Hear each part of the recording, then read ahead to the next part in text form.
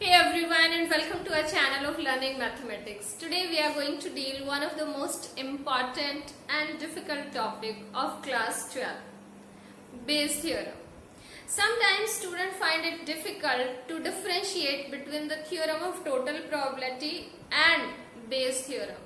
Today we are going to learn the difference between the two and will be doing some questions related to Bayes theorem. So let's see. Suppose we are having two boxes, ठीक है? We are having two boxes. इसका नाम हम रख लेते हैं E1 and we have another box और ये है E2. These two boxes are of similar kind, same type के हैं and these both are containing different color balls. Suppose इसमें हमारे पास दो कलर्स की बॉल हैं, ब्लैक है and then we are having blue balls. ठीक है, ब्लू कलर की यहाँ पर है 5, यहाँ पर सपोज दीज आर 7 और जो ब्लैक कलर है दीज आर सपोज यहाँ 10 है and here these are 8. So these are the balls which are there in these two boxes. Okay. Now see, question अगर ऐसे आए कि find the probability of blue ball. Blue ball की probability चाहिए हमें. कोई भी कंडीशन प्रोवाइडेड नहीं है कि ये फर्स्ट बॉल बैक से होगी, बॉक्स से होगी, सेकंड से होगी, क्या है क्या नहीं, इसके पहले क्या है, पीछे क्या है, नथिंग इज प्रोवाइडेड. आपको सिर्फ क्या बोला कि ब्लू बॉल की प्रोबेबिलिटी फाइंड आउट कीजिए. ठीक है, और दूसरा आपको जो है बोला कि बॉल आपने फाइंड आउट कर ली. उस दोनों बॉक्सेस में से एक बॉल लिया आपने, इसका कलर नोट किया एंड सपोज कीजिए कि वो ब्लू बॉल आ चुकी है and now you are asked to find out probability that it should be from the first box. ये आपको प्रोबेबिलिटी फाइंड आउट करनी है कि वो आपके पास E1 फर्स्ट बॉक्स से होनी चाहिए, इसकी क्या प्रोबेबिलिटी है. तो पहली बात तो टोटल प्रोबेबिलिटी थ्योरम में और बेस थ्योरम में क्या डिफरेंस पता चला कि बेस थ्योरम में आपको कंडीशन मिलेगी, कोई ना कोई कंडीशन होगी कि it should be from that bag और like that, there will be some condition. जबकि जो थ्योरम ऑफ टोटल प्रोबेबिलिटी के क्वेश्चंस होंगे उनमें कंडीशंस प्रोवाइडेड नहीं होती है. तो ये तो हो गया पहला डिफरेंस. देन दूसरा अगर हम यहाँ पर देखें तो जो बेस थ्योरम है उसमें हमें रिवर्स प्रोबेबिलिटी फाइंड आउट करनी होती है. देखिए इन जनरल हम क्या करते हैं, हमारे पास दो बॉक्सेस हैं, डिफरेंट कलर बॉल्स हैं, हम इन जनरल इंटरेस्टेड होते हैं बॉल्स की प्रोबेबिलिटी फाइंड आउट करने में. ठीक है, जबकि बेस थ्योरम में रिवर्स है, उल्टा है कि बॉल का पता है कि वो ब्लू कलर की है, फर्स्ट बॉक्स से आए या सेकंड बॉक्स से आए वो बॉल, उसकी क्या प्रोबेबिलिटी है. यानी कि एक तरह से आपको कारण पता करना है, कॉज पता करना है, रिवर्स प्रोबेबिलिटी आपको चाहिए. So that is the main difference between the theorem of total probability and between the Bayes theorem. I hope it is clear. Let's revise it one more time. In the theorem of total probability, you are not given any condition. You are just asked what is the probability of something like that ball है या कुछ और भी चीज है. तो उसके लिए there will be 2-3 boxes ऐसे होंगे. तो तब आपको जो है कंडीशन देखनी है कि वो जो है पहले से भी हो सकती है, दूसरे से भी हो सकती है, लाइक दैट. जबकि बेस थ्योरम में आपको प्रोवाइडेड होगी कंडीशन कि बॉल का पता है वो ब्लू कलर है या ब्लैक कलर है या रेड कलर है, whatever it is, you need to find out कि from which bag it is taken out. यानी आपको बैग की प्रोबेबिलिटी चाहिए, बॉल की प्रोबेबिलिटी नहीं चाहिए. That is the difference between the theorem of total probability and the Bayes theorem. Now we'll be learning what is the Bayes theorem and we will learn the proof as well. Yes, the statement for Bayes theorem is if E1, E2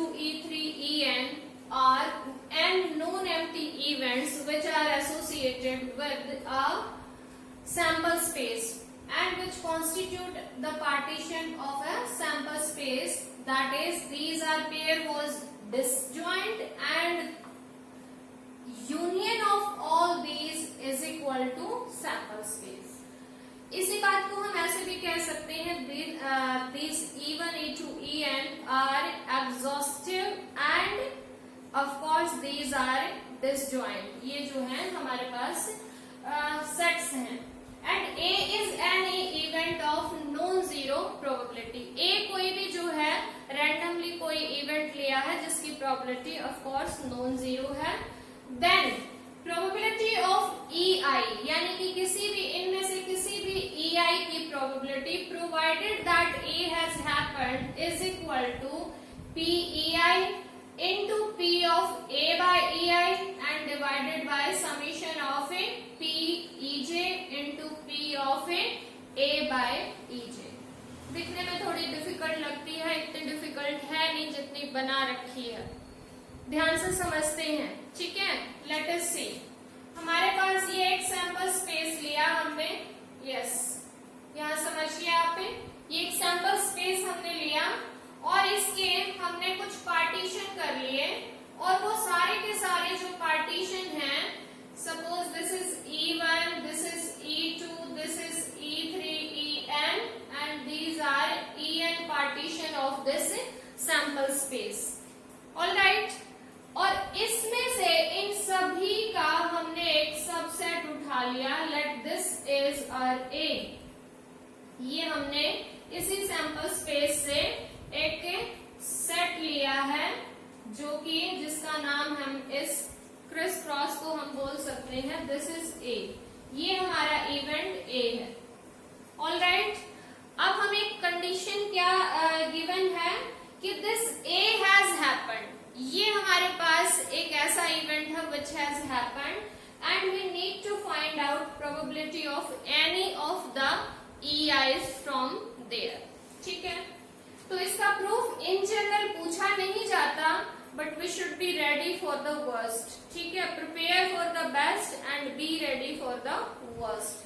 हो सकता है क्या पता इस साल पूछ लिया जाए. So let us see what is the proof. Conditional probability. First हमारी जो है एक्सरसाइज में कंडीशनल प्रोबेबिलिटी है, उसमें आपने जरूर सीखा होगा कि P of A by B. यहाँ पर मैं EI ले रही हूँ. EI भी कोई इवेंट है obviously. By A that means A has happened and we are finding the probability of EI. इसको आप कनेक्ट कीजिए सीधा कंडीशनल प्रोबेबिलिटी से, आपको बहुत जल्दी समझ आएगा. दो इवेंट हैं, एक है EI, एक है A. A ऑलरेडी हैपन हो चुका है, EI की प्रोबेबिलिटी चाहिए. तो याद कीजिए क्या थी प्रोबेबिलिटी? इन दोनों का इंटरसेक्शन. ठीक है. And divided by the event that has happened. वो इवेंट उसकी प्रोबेबिलिटी जो हैपन हो चुका है. So obviously this. तो ये हमारे पास लगी है conditional probability. Just see that nothing else is there. Conditional probability हमने लगाई. अब देखिए ये आ गया इंटरसेक्शन. नेक्स्ट हमारी एक्सरसाइज जो है वो साइमल्टेनियस अकरेंस की है.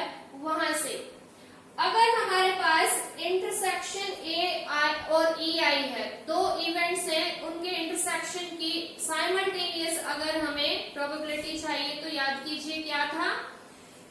इनमें से किसी भी एक इवेंट की probability into that has happened, वो इवेंट हो चुका है, और फिर दूसरे वाले की प्रोबेबिलिटी. बिल्कुल सिंपल. अगर हम समझने की कोशिश करें, दो इवेंट हैं, दोनों की साइमल्टेनियस हमें प्रोबेबिलिटी चाहिए, तो क्या होगी? उनमें से एक की प्रोबेबिलिटी और फिर इनटू एक हो चुका है और फिर दूसरे की प्रोबेबिलिटी. Nothing else. ये हमने लिख भी दिया by multiplication rule of probability. That means 13.2 में सीख चुके हैं. अब देखिए numerator is as it is, nothing else is there. P of A. अब जो ये A इवेंट है ये एक सिंपल इवेंट नहीं है. It is in the union of all these EIs. ये सारी EIs की यूनियन में से कहीं से आया हुआ है. तो यहाँ पर हमारे पास लगी total probability theorem which we have learn already in 13.3. So what will be the probability of A? A जो है वो कॉम्बिनेशंस में से है, E1, E2, E3 और En के कॉम्बिनेशन में से ही कहीं से ए है, तो ए की प्रोबेबिलिटी E1 में से भी है यहाँ पर, तो पहले E1 की प्रोबेबिलिटी और फिर A बाय E1। ऑलराइट, तो वही हमने लिखा है, probability of EJ into probability of A by EJ हो चुका है, and then probability of A। यानी कि अगर हमें इस A की प्रोबेबिलिटी फाइंड आउट करनी है तो ध्यान से सुनिए, हमें E1 की प्रोबेबिलिटी चाहिए, फिर A की प्रोबेबिलिटी फ्रॉम E1 आ चुका है। इसी टाइप से E2 की प्रोबेबिलिटी एंड देन A की प्रोबेबिलिटी फ्रॉम E2। इसी टाइप से En की प्रोबेबिलिटी एंड देन A की प्रोबेबिलिटी फ्रॉम En। तो that is written in summation form, यही हमने लिखा है, and that is the result for Bayes theorem. जस्ट आपको 3 लाइनें यही याद करनी है, बहुत मुश्किल नहीं है, एक दो बार आप रिवाइज करोगे देन इट्स वेरी इजी। और इन जनरल 99% क्वेश्चंस आते हैं, यानी कि बेस थ्योरम इन जनरल नहीं पूछी जाती, बट फिर भी मेरी एडवाइस है यू शुड लर्न इट, क्योंकि एक एक मार्क जो है वो मायने रखता है। Some terms are also related to this theorem, कई बार एमसीक्यूज में या 1 मार्क के क्वेश्चन में पूछ लिए जा सकते हैं ये क्वेश्चंस। तो कुछ टर्म्स हैं, जैसे EIs, यहाँ पर ये जो हैं E1, E2, E3, these are EIs। इन EIs को क्या बोलते हैं? दीज आर हाइपोथेसिस, यानी कि ये हमने जो है एक तरह से हाइपोथेसिस बनाई हुई है।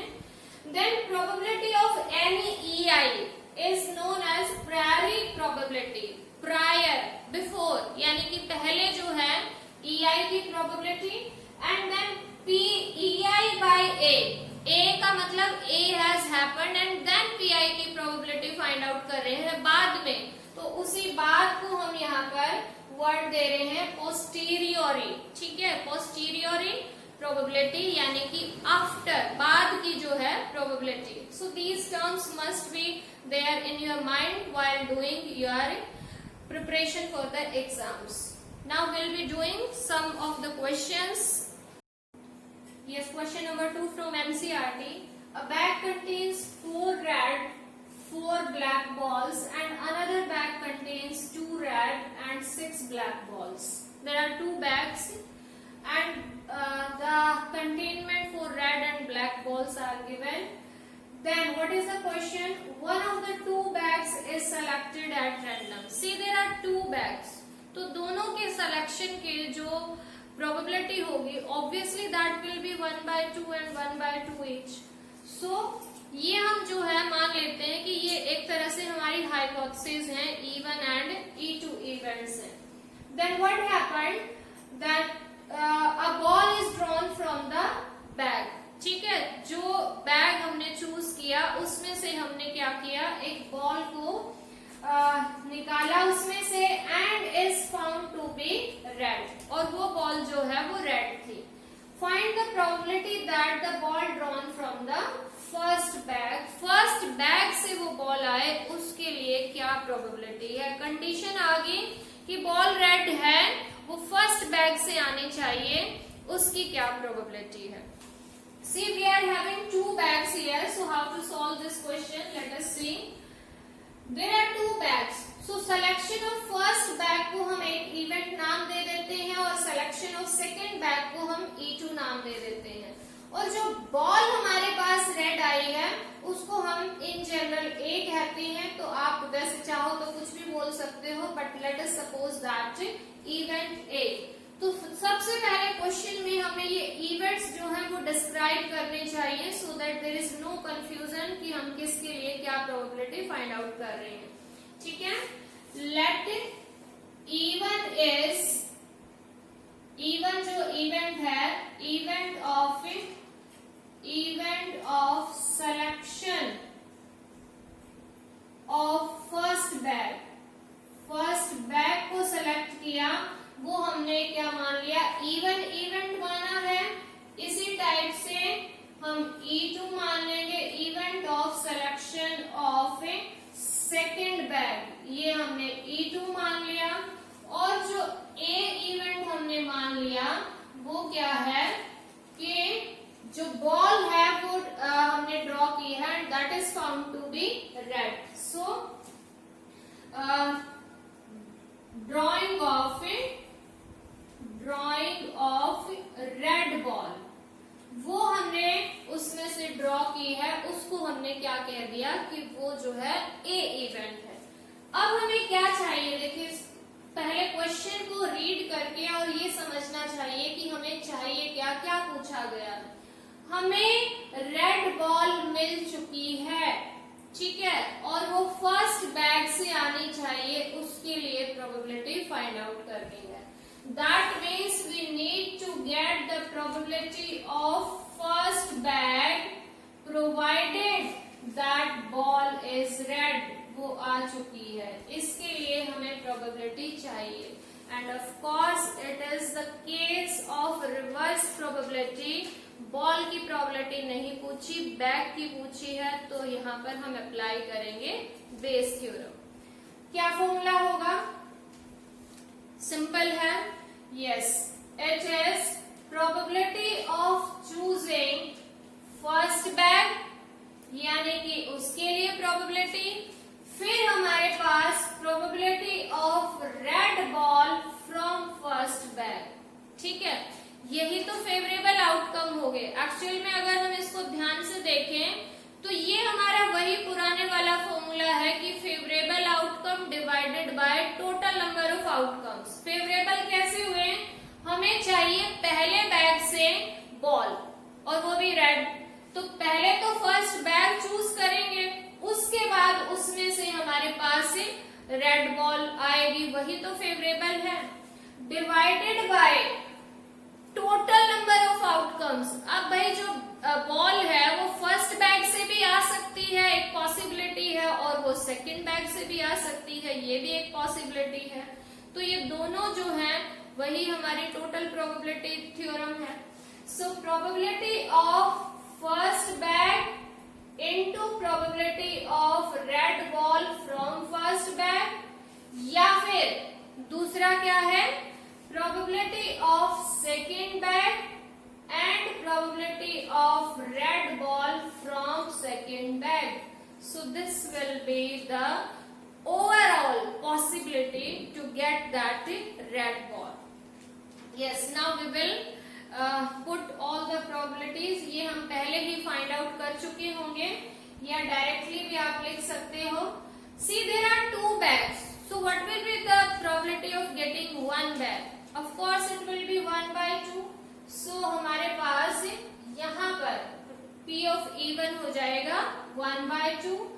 देन E1 में से रेड बॉल, देखिए फर्स्ट बैग में 4 रेड है और 4 ब्लैक बॉल्स हैं. सो हमें चाहिए रेड. टोटल नंबर बॉल्स हैं 8, so that will be 4/8 divided by probability of E1, first bag choose करने की probability, of course it is 1/2 into same है, ये अभी हमने फाइंड आउट किया था. Then there is plus sign. Systematically अगर आप questions करोगे there will be no mistake. Probability of E2. What is the probability of getting the second bag? Same, it is 1/2. So it is 1/2 into second bag से red ball आने की probability क्या होगी. देखिए second bag में total number of balls are 8 and there are 2 red balls only. So that will be 2 divided by 8. Now just we need to calculate it. Nothing else. हम इसको calculate कर लेते हैं. 1, 2, इसी टाइप से यहाँ पर ये कैंसिल हो गए 1/2. यहाँ पर ये भी कैंसिल हो गए 1/4. Now it is numerator is 1/4, denominator is 1/4 and plus 1/8. We'll be taking LCM for the denominator, that will be 8. So 1/4 and then that will be reciprocal, और 8 हमारा न्यूमरेटर बन जाएगा and then 2 -1 it will be 3. So 4 2s are 8 and we are getting the answer as 2/3. So this is how to apply Bayes theorem in solving some of the problems related to it. एक बार सबसे last में आपको अपना answer जरूर check करना चाहिए। Probabilities के questions में हमेशा आंसर जो है अगर फ्रैक्शन में है तो वो प्रॉपर फ्रैक्शन होगी और अगर डेसिमल में है तो of course it will B 0 point something. तो ये आप एक बार जरूर चेक करना।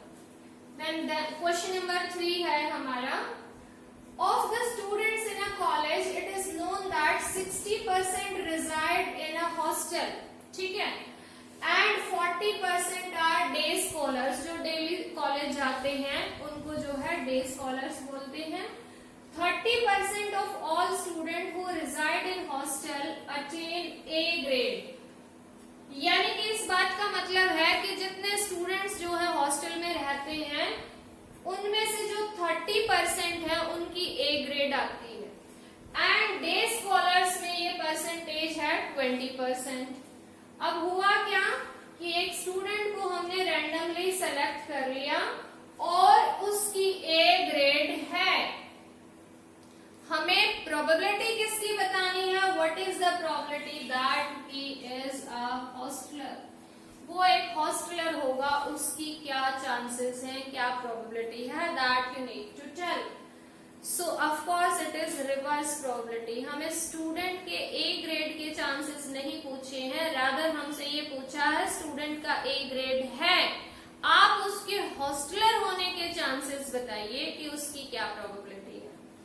तो दो टाइप से हमारे स्टूडेंट्स हैं, हॉस्टलर हैं और डे स्कॉलर हैं, दोनों के अलग अलग प्रोबेबिलिटीज है क्योंकि अलग अलग नंबर में वो रहते हैं। सेम ऐसे नहीं है कि सेम हमारे हॉस्टल में है उतने ही बच्चे डे स्कॉलर हैं, अदरवाइज वो प्रोबेबिलिटी हो जाती है इस पिछले क्वेश्चन की तरह 1/2 1/2, but it is given in the question, कुछ भी ज्यादा सोचने की जरूरत नहीं है।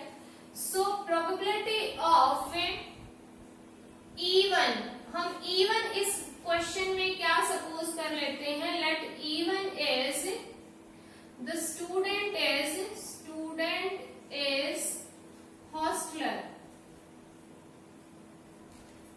हॉस्टलर एंड E2 इवेंट मान लिया, student chosen is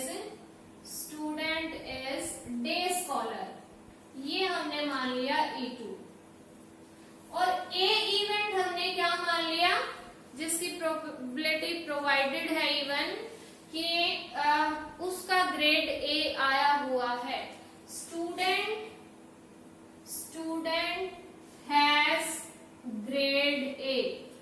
grade A आया हुआ है उसका, ये हमने 3 इवेंट्स जो हैं वो अपनी तरफ से सपोज कर लिए।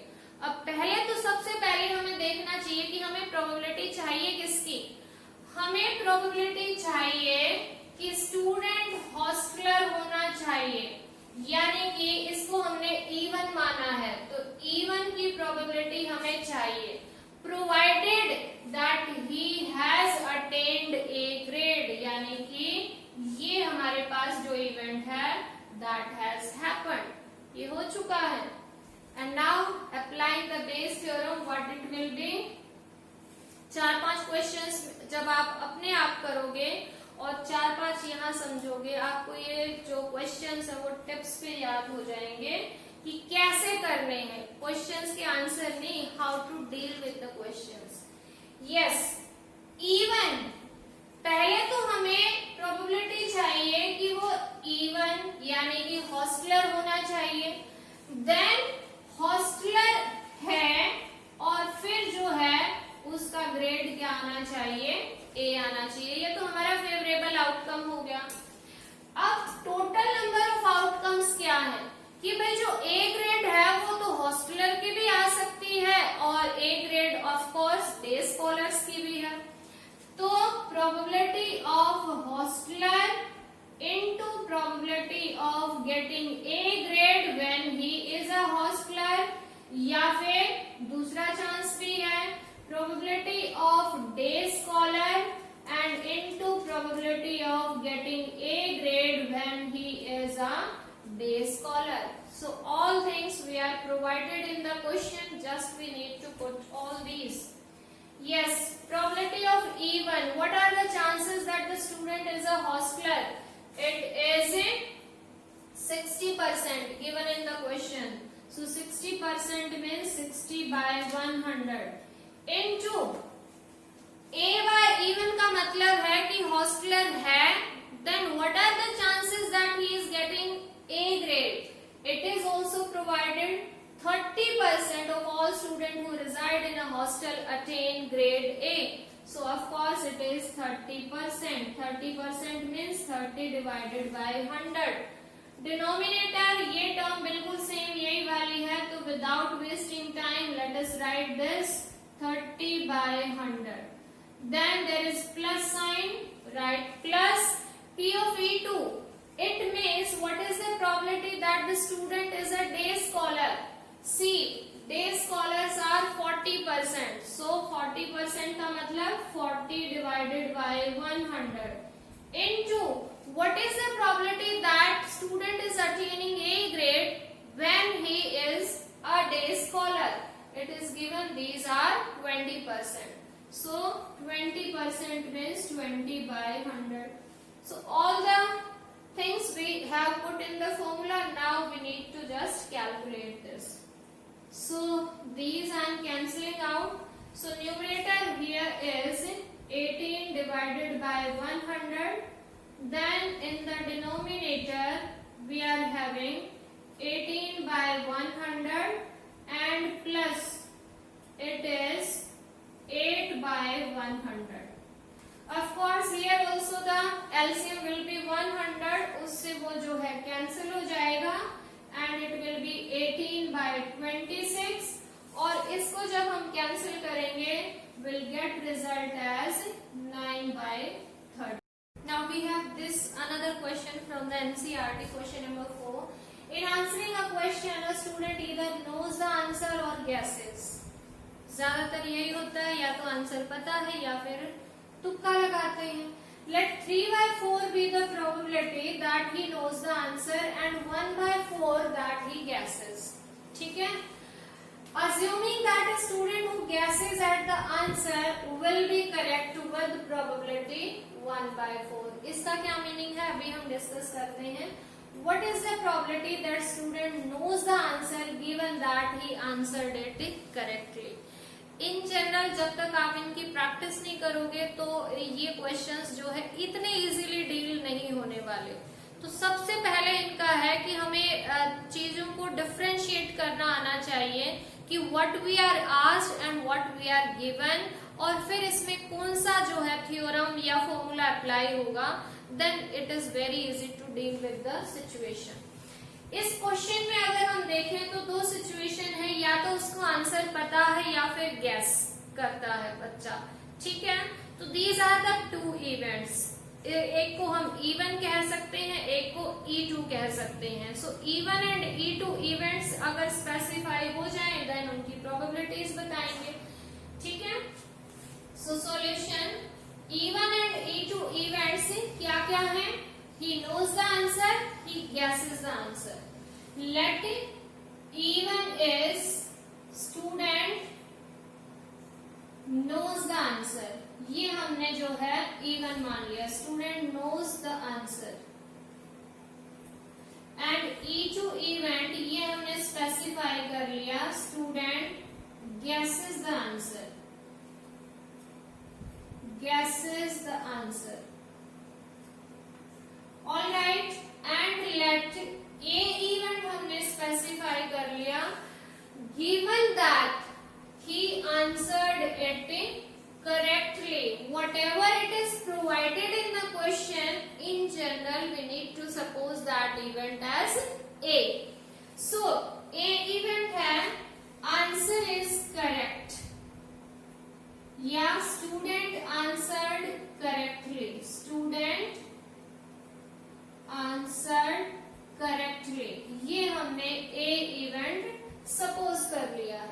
Now what we are asked? What we are asked in this question, find the probability that student knows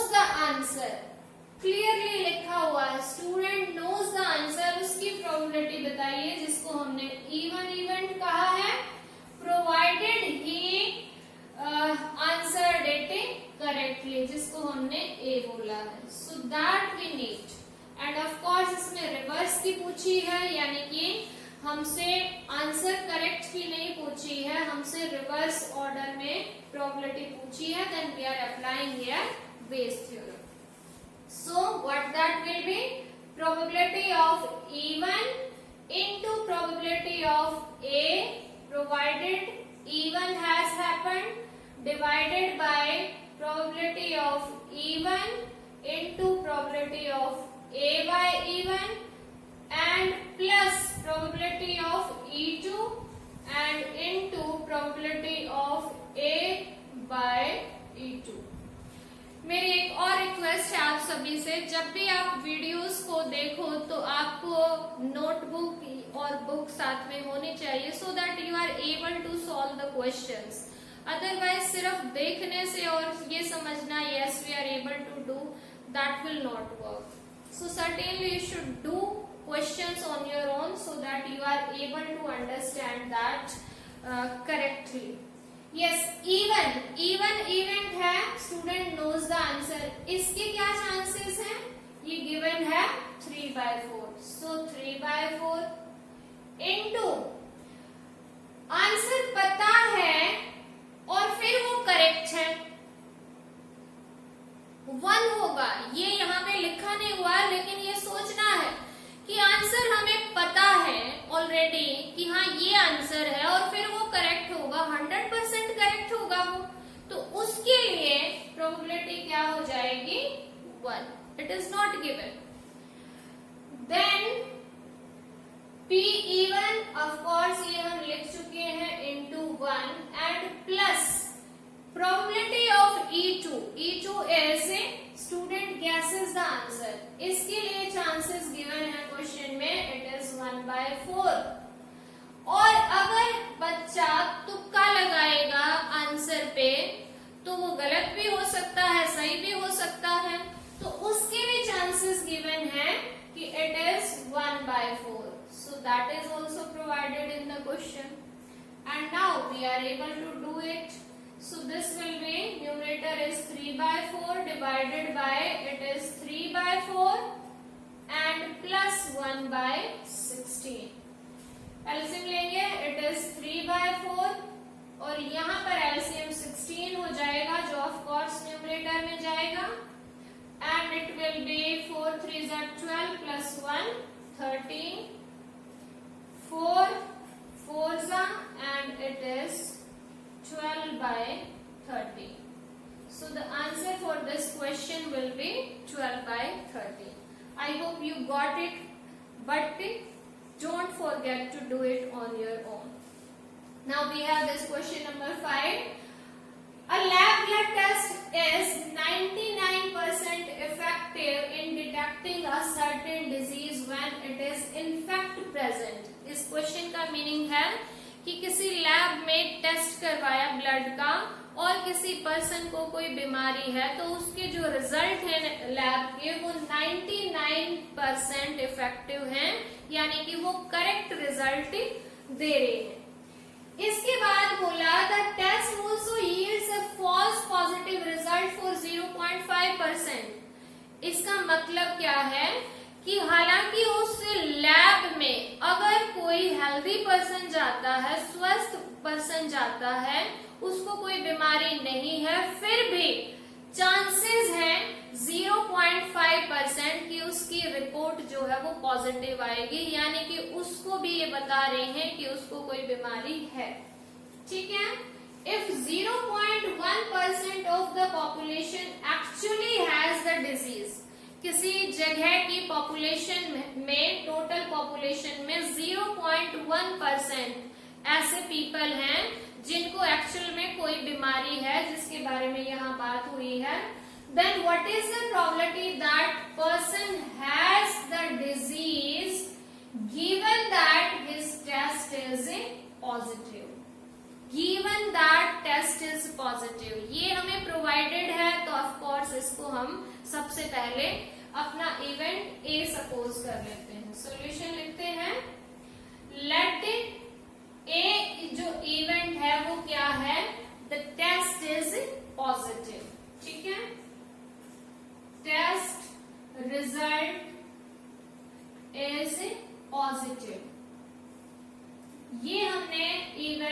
suppose कर लिया। E1 और E2 इवेंट क्या होंगे?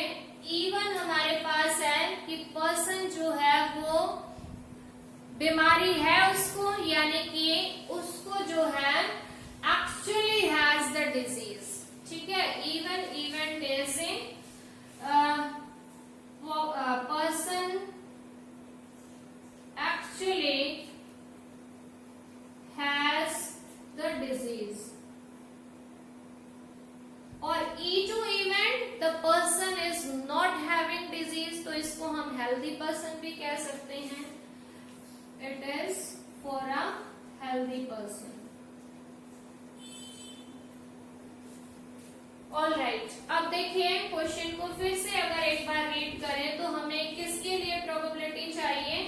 Probability that person has the disease, disease है उसको, दैट मीन्स हमें चाहिए E1 की probability provided that test is positive, यानी कि जो टेस्ट का रिजल्ट है वो भी क्या आया है? पॉजिटिव आया है। That means it is a. And of course Bayes theorem. So let's apply it fastly now. इसका क्या होगा answer? It will be probability of E1 into probability of A by E1, then favorable हो गया ये हमारे पास, divided by probability of E1 into probability of A by E1, then plus ऐसा भी तो दे रहे हैं वो रिजल्ट की पर्सन हेल्दी है फिर भी उसका रिजल्ट पॉजिटिव है, ये भी यहाँ पर गिवन है। तो प्रोबेबिलिटी ऑफ हेल्दी पर्सन कितने हैं? एंड ऑफ कोर्स कि हेल्दी पर्सन की भी जो रिकॉर्ड है वो पॉजिटिव आ गई है, A by E2। Now put all the results which are provided here. P of E1 यानी कि person actually has the disease. कितने पर्सन ऐसे हैं जिनको डिजीज है? These are 0.1%। 0.1% के लिए हमने बाय 100 कर दिया है। ठीक है, then we are having A by E1, person को बीमारी है और फिर उसके रिजल्ट पॉजिटिव हैं, ये है 99% केसेस वो करेक्ट रिजल्ट देते हैं। So it is 99 by 100 divided by, ये तो एज इट इज है तो इसको जल्दी से लिख देते हैं। It is 100 into 99 by 100 plus E2 का मतलब है हेल्दी पर्सन। देखिए 0.1% पर्सन्स को कोई ना कोई बीमारी है, तो हेल्दी पर्सन्स कितने होंगे? किसी भी चीज का टोटल 100% माना जाता है, तो 100% minus 0.1%, what it will B? It will B 99.9%। Percent means by 100, और फिर भी उनके रिजल्ट पॉजिटिव आ गए हैं, ऐसा है 0.5% केसेस में। So write that 0.5 divided by 100। So all we need to calculate this only to get our answer. अब अगर आप यहाँ देखें तो बाय 10,000 यहाँ पर भी है और यहाँ पर भी बाय 10,000 है, तो जो कि कैंसिल हो जाना है। You need to calculate that, and the numerator here it will be 9.9। Denominator मैंने कैंसिल कर दिया, और अब इनकी मल्टीप्लाई 9.9 प्लस 0.5 की जब हम इससे मल्टीप्लाई करेंगे it will B 5, then 45, 49 and then 45 and again 49, it will be 49.95. all right, and then these two terms will be added। 9.9 divided by, इन दोनों को ऐड करेंगे तो क्या आएगा? 5, then 9 plus 9 18, then point, then 9 plus 9 18 and 9 and then this will be 59.85. और जब अब इनको कैंसिल करेंगे, पॉइंट को हटाएंगे, तो ये आ जाएगा 990 डिवाइडेड बाय 5985. और जब आप इसको फाइनली कैंसिल करेंगे, then you will get your answer as 22/133. So these were the first 5-6 questions of NCERT. I hope you are now understood some of the content of this exercise. We'll be making one more video for the remaining questions. Till then, you can also try on your own how to deal with the questions. Stay connected for more videos. Keep watching, keep learning. Bye-bye.